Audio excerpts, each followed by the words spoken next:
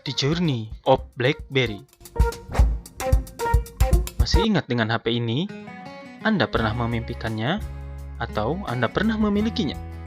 Membelinya dengan harga wah pada masanya? Ya, smartphone ini pada masanya pernah menjadi pendongkrak gaya hidup atau mungkin bahkan status sosial seseorang.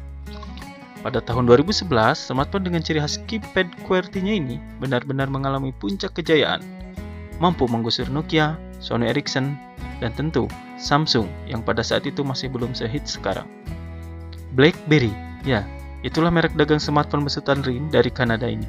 Sebelum menceritakan masa pudarnya hingga hilang di pasaran, baiknya kita flashback ke masa di mana awal kemunculan smartphone ini. 19 Januari 1999, perangkat BlackBerry pertama diperkenalkan ke publik oleh perusahaan yang saat itu menyandang nama Research in Motion atau RIM. Penyematan nama BlackBerry sendiri oleh perusahaan asal Kanada ini diberikan lantaran susunan tombol-tombol pada keypad perangkat tersebut sangat mirip dengan buah rubus atau blackberry. Perangkat pertama RIM diberi nama BlackBerry 850, dikenalkan lewat sebuah acara di Munchen, Jerman. Namun, handset yang dirilis oleh RIM bukanlah ponsel pintar atau smartphone seperti yang dikenal saat ini, melainkan sebuah pager yang dapat berkomunikasi dua arah, layaknya mengirim pesan SMS.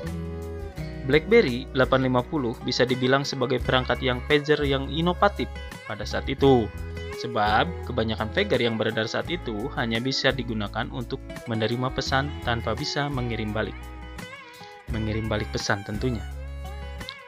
Karena saya tidak mengalami masa-masa pager, jadi saya tidak tahu pasti bagaimana hitsnya pager dua arah ini pada masa itu. Untuk hal ini, kita harus cari orang-orang yang pernah mengalaminya, biar bisa menerima atau menyerap info sebagus mungkin. Tapi sudah bisa kita bayangkan bagaimana wahnya, mungkin tidak jauh-jauh beda dengan peluncuran iPhone pertama kala itu dengan HP full layarnya. Full screen ya. Pada 2002, BlackBerry merilis handset pertamanya yang mendukung jaringan GSM dan GPRS, BlackBerry 5810.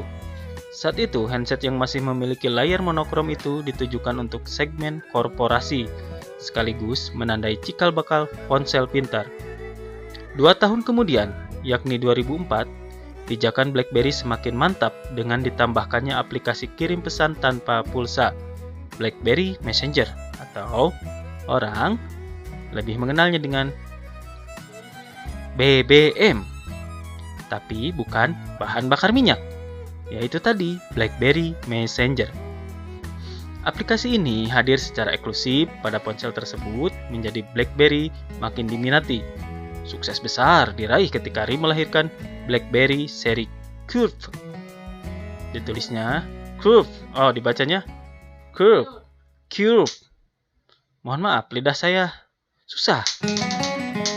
Full hingga Bold untuk segmen konsumen menengah ke atas. Nah, dengan OS buatan sendiri, BlackBerry menjadi salah satu ponsel semi komputer pertama. Tak hanya itu, kepemilikan ponsel jenis ini bahkan juga dikaitkan dengan prestige yang tinggi seperti yang pernah tadi disebutkan di awal. Mungkin bisa mengangkat status sosial seseorang atau bahkan jadi bahan untuk menggait seseorang pada masa itu. Di segmen korporasi, BlackBerry mendapat kerjasama eksklusif dengan berbagai perusahaan multinasional yang membekali karyawannya dengan ponsel BlackBerry lengkap dengan layanan BlackBerry Internet Service, disingkat BIS.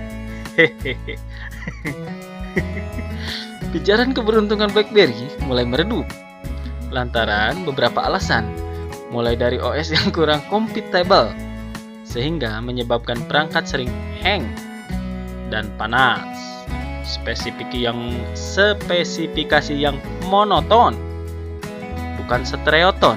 Kalau stereoton kiri kanan bunyi, kalau ini monoton, jadi satu aja, searah. Dan harga yang tinggi. Nah, candaan itu yang paham hanya orang-orang elektronik. Ada beberapa versi dari masa kejayaan puncak dari si BB ini. Di Indonesia sendiri, medio 2011-an 2012 kalau nggak salah sampai 2013, BlackBerry ini masih berjaya karena user Indonesia masih belum terlalu terpengaruh dengan kehadiran iPhone dan Android. Untuk iPhone dan Android kita buat nanti story tersendirinya karena kali ini kita lebih fokus ke The Journey. Kali ini masih fokus ke kisah BB dengan penggunanya yang high class pada masanya. Melihat dari berbagai data yang tentu dari berbagai artikel di Google, sebetulnya BB sendiri mulai terpengaruh pangsa pasarnya sejak 2008 karena setahun sebelumnya, tepatnya nih 9 Januari 2007 menjadi hari di mana Steve Jobs mengumumkan perangkat iPhone pertamanya, yaitu iPhone 2G di Amerika Serikat.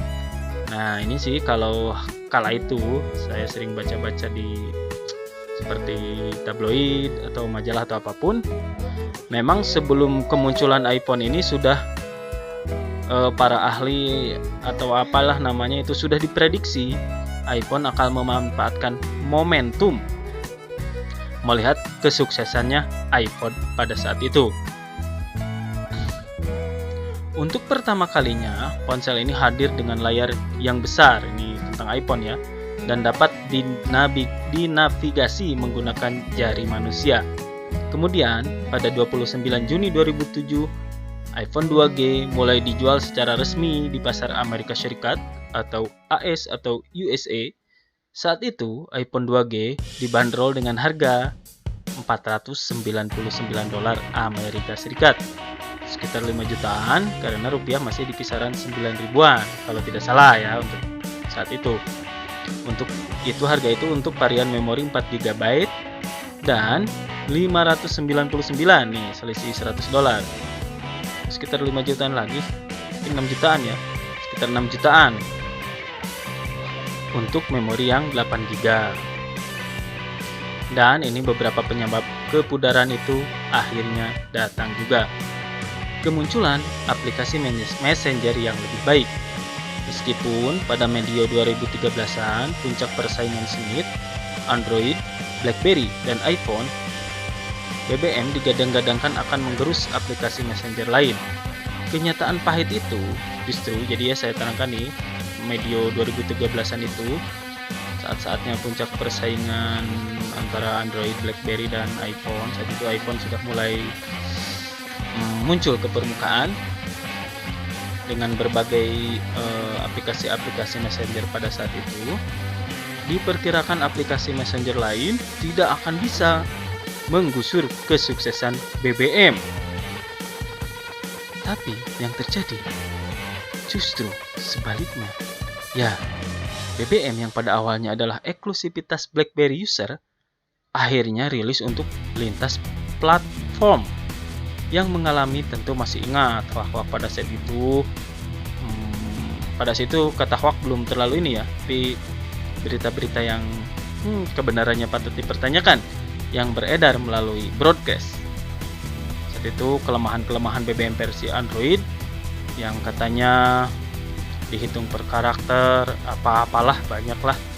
Dan apa yang terjadi hari ini justru 180 derajat terbalik. WhatsApp menjadi makanan pokok untuk Messenger maksudnya, bukan dimakan. Sedangkan BBM justru malah dikubur resmi per tahun 2019. Tepatnya 31 Mei 2019, BBM rest in place. Faktor lain kehancuran BBM juga yaitu pada saat itu kedua CEO-nya kalau nggak salah meremehkan iPhone. Ya benar itu pasti itu valid itu sebenarnya, meremehkan iPhone. Di masa keemasan tahun 2008, BlackBerry yang dulu bernama Research in Motion atau Motion lah ya, atau RIM, bernilai 84 miliar US dollar. Produk-produknya pun digemari banyak orang. Saking jayanya nih di atas angin nih, Mike Lazaridis dan Jim Balsillie, susah banget nyebutnya, CEO BlackBerry kala itu meremehkan kedatangan Apple iPhone yang diperkenalkan Steve Jobs di tahun 2007. Keduanya menilai iPhone seperti ponsel mainan. Wah, bayangkan nih. iPhone aja oleh CEO BlackBerry pertama munculnya disepertikan ponsel mainan. Baterai yang lemah, keyboard sentuh. iPhone susah pula dipakai dibanding keyboard fisik BlackBerry. Nah, jadi jangan dibayangkan seperti Android sekarang yang keyboard di layarnya tinggal klik. Kalau ada yang mengalami masa dulu Nokia juga pernah memunculkan layar full touchscreen-nya.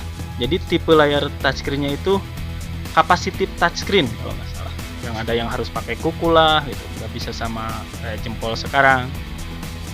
Gitu. Ini nih ucapan Bal Silie terhadap iPhone seperti ini. Sebagus apapun iPhone, ia menghadirkan kesulitan bagi pengguna. Cobalah mengetik di layar sentuh iPhone. Itu adalah kesulitan yang nyata, kata Bal Silie sambil ngopi karena lagi jaya-jayanya nih. Ini bukan ancaman bagi bisnis. Inti iPhone tidak aman, baterainya cepat habis dan keyboard digitalnya susah, ucap Larry Conley, penasihat Lazaridis. Jadi setali dua tali nih, setali dua ikat nih. Kompak mereka tuh, CEO BlackBerry. Ternyata orang tetap membeli iPhone, salah satunya karena desain yang bagus. Saya belajar bahwa keindahan desain itu berarti orang mau membeli produk ini. Tambah Yates, 3 bulan pertama penjualannya iPhone sudah laku lebih dari 1 juta unit. Wah, bisa Anda bayangkan tuh, kaya tuh si Steve Jobs. Kegagalan BlackBerry layar sentuh. Nah ini nih, pertama sih meremehkan, tapi mengantisipasi ancaman iPhone yang tadi duga laris manis, RIM memutuskan merilis BlackBerry Storm yang navigasinya layar sentuh. Awalnya produk ini laku karena nama BlackBerry masih tenar dan ditunjang marketing besar. Tapi teknisi RIM tahu kalau Storm bukan produk yang matang. Nah ini nih. Jadi meskipun belum matang, tapi karena punya brand image di belakang sebuah produk yang matang, jadi tetap masih tenar dan laku. Namun ini nih kendalanya nih. Browsernya lambat, layar sentuhnya susah digunakan dan kerap hang.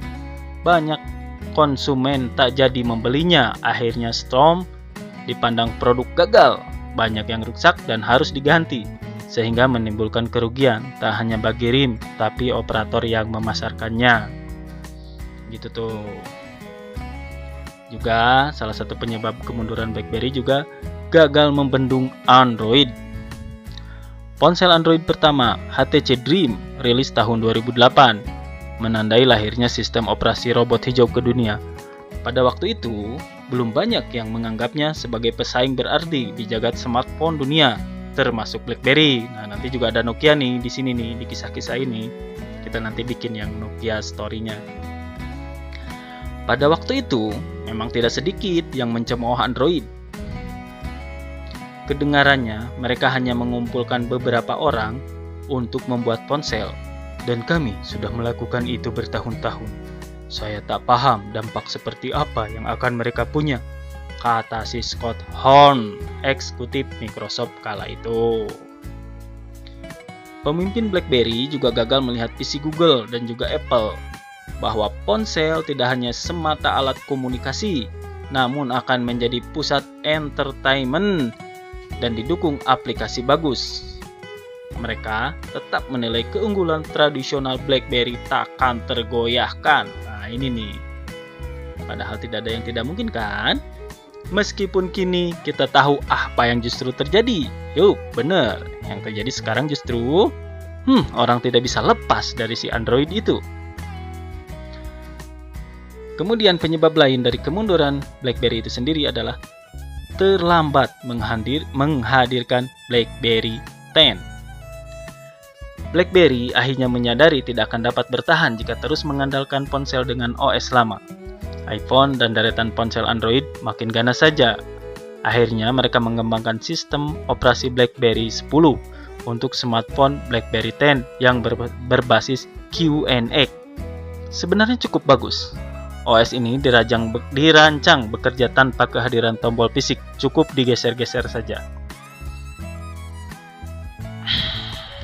Awalnya, BlackBerry 10 direncanakan rilis pada tahun 2011, namun kemudian ditunda sampai tahun 2012. Masih ditunda lagi sampai akhirnya BlackBerry J10 rilis awal Januari 2013. Meski menghadirkan berbagai fitur baru, nyatanya ponsel BlackBerry 10 kurang laris di pasaran. BlackBerry J10 kabarnya banyak yang menumpuk di gudang. Banyak pihak menilai jika ponsel BlackBerry 10 dirilis jauh-jauh hari, masih ada potensi bagi BlackBerry melawan dominasi Android dan iPhone. Akhirnya waktu itu datang juga. BlackBerry akhirnya mengumumkan resmi menghentikan semua produksi hardware untuk smartphone-nya, mengakhiri masa kejayaan di era pertengahan tahun 2000-an. Dalam pengumuman itu, BlackBerry mengatakan bahwa semua produknya akan terus didukung oleh layanan pelanggan dan garansi hingga Agustus 2022 mendatang. Karena sekarang 2021 saat video ini dirilis, berarti Anda yang punya BBBB tuh masih sebenarnya ada sistem servis dan garansinya kalau ada. Tapi kalau nggak ada, jangan nyalakan video ini. Ini menurut sumber dari sananya ya. Namun tidak ada penjelasan perihal pembaruan sistem operasi Android di ponsel-ponsel tersebut. Mungkin yang BlackBerry akhir-akhir itu yang udah ada Androidnya tuh. Pada akhirnya, BlackBerry sendiri memutuskan untuk melupakan bisnis smartphone, membuat dan menjual perangkat ponsel cerdas. Perusahaan asal Kanada ini banting setir nih, menjadi perusahaan penyedia software dan solusi bisnis, sementara smartphone-nya dilempar ke pihak ketiga. Merek dagang BlackBerry sendiri dipegang oleh TCL dari Tiongkok, bukan lagi oleh RIM Kanada seperti asalnya. Nah ini nih, jadi kalau yang ada lagi tuh 2015 ke atas itu ada lagi BlackBerry, itu jadi sudah tidak dibuat lagi oleh RIM, melainkan oleh TCL tadi, pemegang merek dagang BlackBerry dari Tiongkok. Sebuah keputusan yang tepat. Menurut laporan yang dimuat CNN.com, nilai saham BlackBerry di pasar bursa melonjak lebih dari 10% setelah mereka membuka laporan pendapatan dan penjualan yang melampaui perkiraan. Sebuah laporan yang menyenangkan bagi para investornya. Pencapaian itu berkat keberanian mereka meninggalkan bisnis smartphone dan beralih ke bisnis software dan solusi bisnis, terutama pada sektor cyber security dan Internet of Things (IoT). Semua orang mengingat BlackBerry adalah perusahaan ponsel, tetapi bagian terbesar bisnis kami sekarang adalah security, ujar John Chen, CEO BlackBerry, seperti dikutip CNN Business. Nah, itulah sepenggal kisah perjalanan dari sebuah merek dagang yang pernah merajai smartphone pada masanya. Tidak ada yang tidak mungkin. Namun, kabarnya sesuai informasi yang beredar, merek dagang BlackBerry kembali mencoba ke pasaran nih. Jadi, BlackBerry ya seperti terakhir itu 2017-2018 kembali ada lagi, meskipun baru menyasar segmen pasar flagship yang dirilis di pasaran. Patut kita lihat sepak terjangnya. Sekian sepenggal kisah si raja smartphone dari Kanada ini. Semoga ada pelajaran yang bisa kita ambil. Banyak kekurangan dari narasi ini, mohon dimaafkan, dan jangan lupa subscribe, like, and share channel YouTube Multicore ID.